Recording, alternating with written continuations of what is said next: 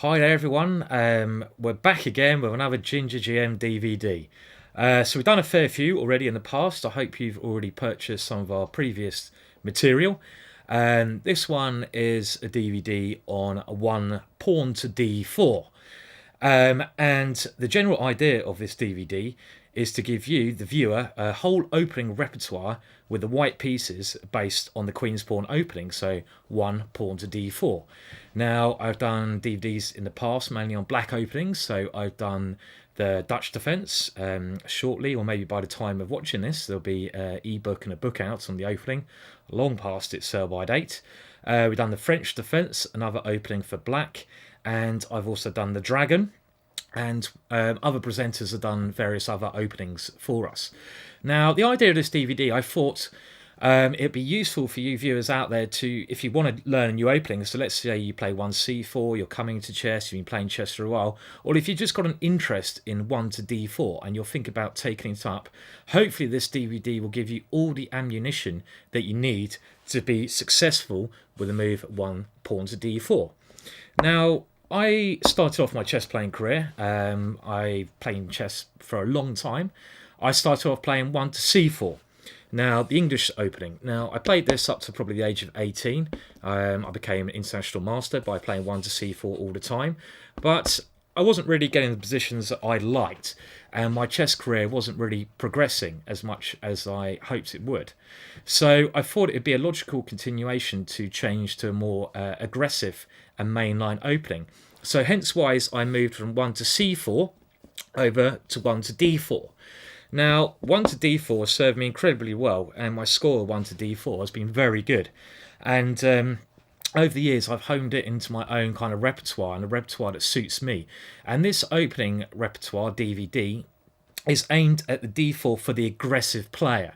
So there's going to be lots of attacking lines I'm going to suggest for white, lots of aggressive lines, lots of pawn sacrifices, and positions where you should be happy playing if you're an aggressive attacking player. That's the kind of player that I am myself, so I'm going to concentrate on these openings, aggressive openings with 1 to d4.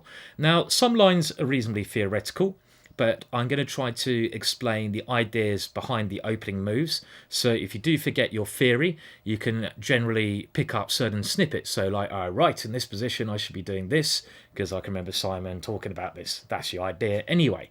Now, this is going to be quite a big DVD, but again, if you're not sure about a certain chapter, just zoom to that chapter and we should be able to, I should be able to explain what you're supposed to be playing in that chapter. Now, I've tried to give a theme to the whole DVD. I said it's an aggressive attacking DVD, so I've picked really the most sharpest lines which you can play of d4. So I'm just going to talk about the structure of the DVDs and the certain chapters now, so you can have an idea what I'm recommending and what I'm suggesting you play as an aggressive repertoire 1d4.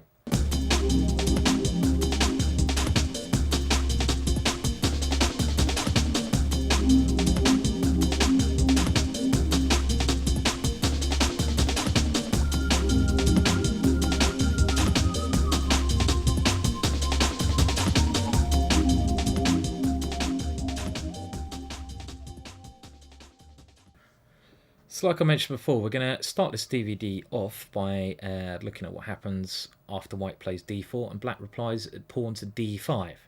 Now, in chapter 1, or should I say section 1 of this DVD, we're going to concentrate on the Slav and the semi-Slav. But this first part of the DVD, we'll just look at the Slav and any possibilities that black has in the Slav variation. Now, the Slav is characterized by the moves pawn to d4, pawn to d5, pawn to c4, pawn to c6. Now, Tsar's semi-Slav is where black plays the move c6. Now, one of the problems I actually had when I was playing the English defence, or the English opening, should I say, not English defence, was that when I played the move 1c4, I was very happy playing against 1e5. I was very happy playing the Bovnik system against 1g6, the King's Indian. But against 1c6, as an English player, I'd struggle. I think, well, I don't know what to play against this. And actually, there's really only two options you can do against 1c6 if you're an English player. You can either play Reti systems with b3, or you can play pawn to d4 and into d4 variations anyway. So it was quite good to learn d4 anyway as an English player, and this is how I started learning this opening. Now, if we go to the position after knight to c3, there are a number of options here, and we're going to have a look at most of the options I can think are decent. Now, the main move we're going to concentrate on is knight to f6, because this is the main line, when white continues with knight to f3, and black plays pawn takes c4. Now, I consider this the main variation, so we'll come on to this later on in this chapter. But first of all, we'll have a look at other possibilities that black has.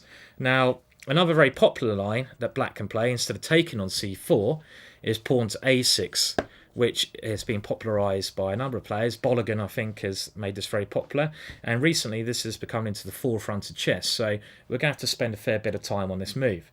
But if we go back to the position after d4, d5, c4, c6, knight to c3, let's also cover pawn takes c4 immediately, when white should continue with pawn to e4. Again, this follows our philosophy of gaining the centre, even at the cost of a pawn. Black continues with b5, and now the line I'm going to recommend is pawn to a4, pawn to b4, and now knight to e2. Now, this knight to e2 move is quite, I like this idea. I mean, knight to b1 is quite popular, knight to a2 is quite popular, but when knight to e2, knight on c to e2, I want to bring this knight around to g3, where it covers my pawn on e4 and potentially has some attacking chances against black's kingside later on. It might even hop into the e4 square after pawn to e5, knight to e4. So I quite like this idea of knight to e2. Another line we're going to have a look at in this chapter is d4, d5, c4, c6, knight to c3, and now the peculiar move pawn to e5, which I thought very unlikely you're going to get this in a number of games, but of course we should have a look at this variation. So any other things? Okay, after knight to c3, what else can black play? Well, really knight to f6 is the main bulk of this, and now knight to f3. Okay, e6 will go into the next part of this DVD, which we'll concentrate in the next chapter, which is the semi-Slav, where we're going to look at bishop to g5, so we're not going to have a look at that here, so we don't have to worry about that move. And okay, well, that's really it. I mean, just so you know, after pawn takes e4, instead of the main line, which is a4 here, I'm going to recommend the move pawn to e4. A pawn sacrifice line, very dangerous gambit line, which gives us active, interesting play, all for the sake of a pawn. So we'll come on to a couple of introduction games now, and then we'll have a look at a little bit of theory.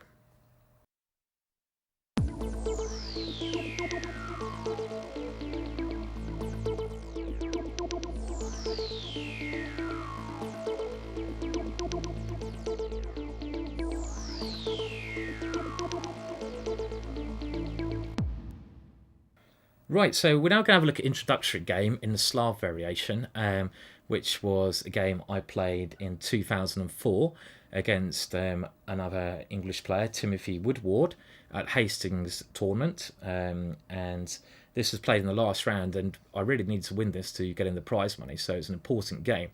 And I think this game, even though it's a slightly offbeat variation, demonstrates some typical ideas that I want to try to get across to you that you should be thinking of playing in the kind of strategies that I'm going to recommend for you from the white point of view. Now, the game started pawn to d4, pawn to d5, c4, c6, knight to c3, and now my opponent captured on c4. So a slightly offbeat variation. Of course, knight to f6 is the main line, but pawn takes c4 is quite a principled choice. I mean, there's a pawn on pre on c4, so why doesn't black capture it? So I think this is a good way to start off the DVD. And already I'm just going to talk about some structures here. After the move e4, b5, this is a pawn structure you're going to come across quite regularly in this DVD. White has a very good centre, d4 and e4. Now, often this e-pawn is your main port of call to start an attack against black. You mainly use this pawn by going e5 at the correct moment, and often this is followed by some knight to e4 move when the knight is well placed. This is especially true when black has played the move e6, because she has potential to jump into d6 square. If you can get the dark square bishops off, that d6 square will often win you the game. So your e-pawn is very important attacking tool to have in this variation. And if we look how black develops his pieces, well, black will often have to develop his knight on g8, and then we can go e5, gaining a tempo against this knight to start this plan. And really what we do here, we just use standard development before we actually get going. We don't have to rush. In this particular variation we do rush, we can flick in a quick a4, but with this pawn structure often we just develop and go for long-term pressure. Black can't castle queenside really anymore. What he does often in some of the lines we'll look at later on the semi-Slav, but his king is going to be weak over there, and the king on the king side is the safest place to go, but often it can be attacked on that side of the board. So here in this variation we're going to go a4. Now this is a typical tool that you can use against this pawn formation, and a4 is a really key idea for you in most of these variations, a key idea to break up black's pawn formation on the queen side. What you want to do with this move, you want to make the black's pawn on c4 weak. So if black ever pushes on, which he does here after b4, this knight now goes back to c2, the pawn on c4 is now a target.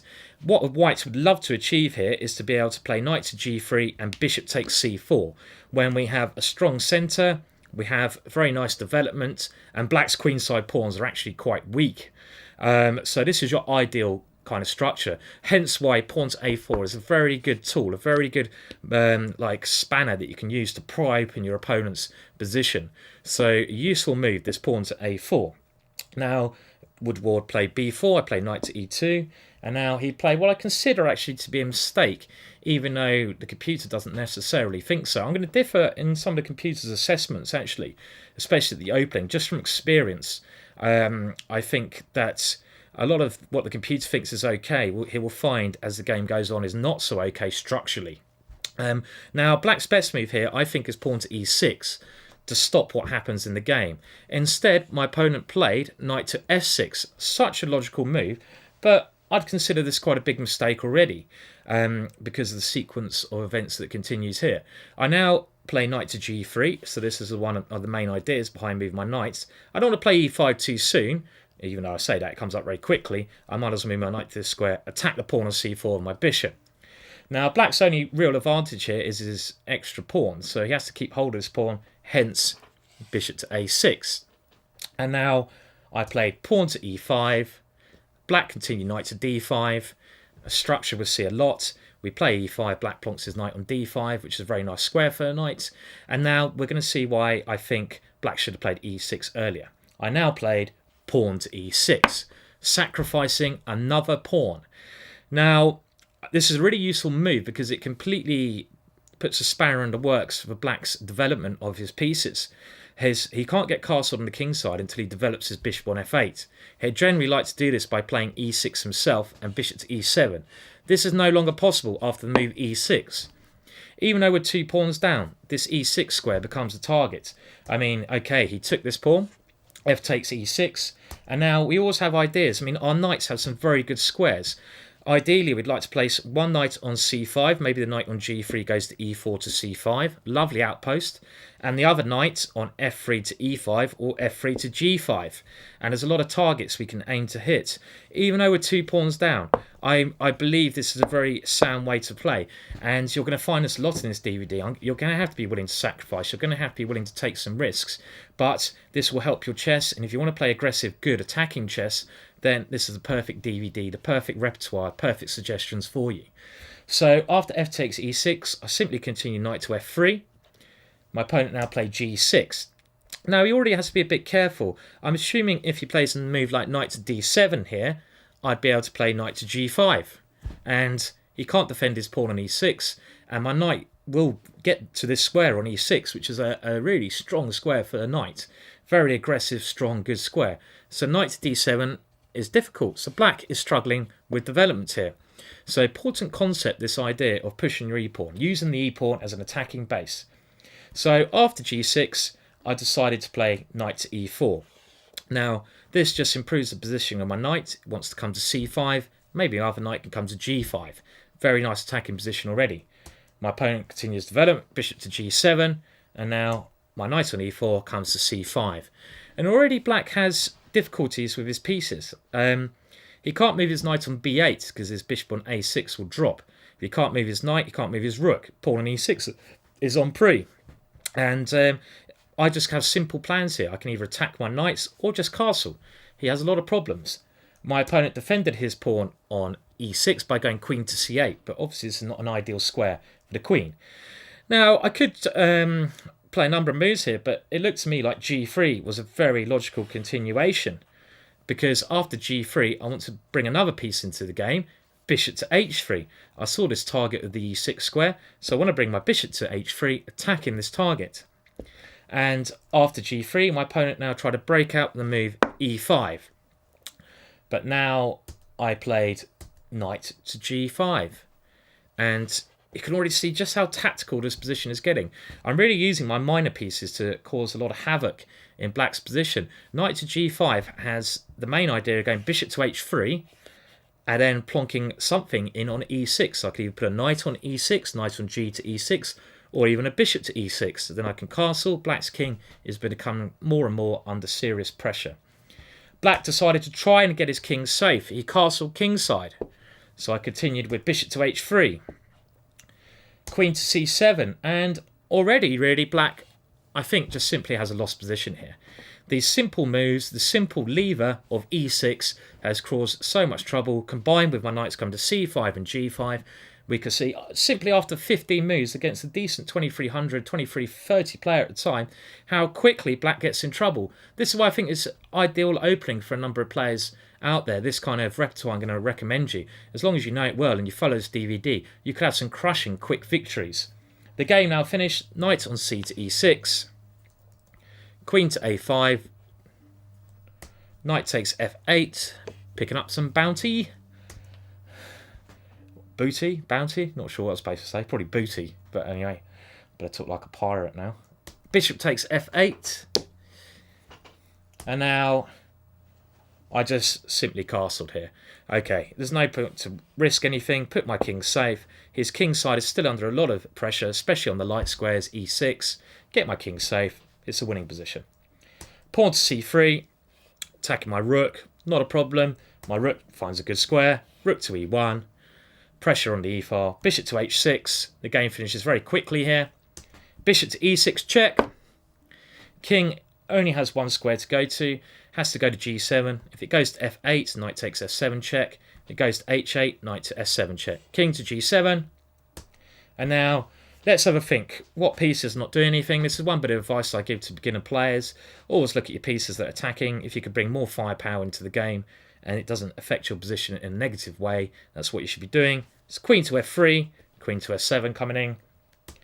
Black's only way to defend is queen to s7, knight to s6, but of course this does not help him because I just go d takes e5, and after c takes b2, I simply played bishop takes b2, and after bishop takes g5, I went pawn to h4, and my opponent resigned here.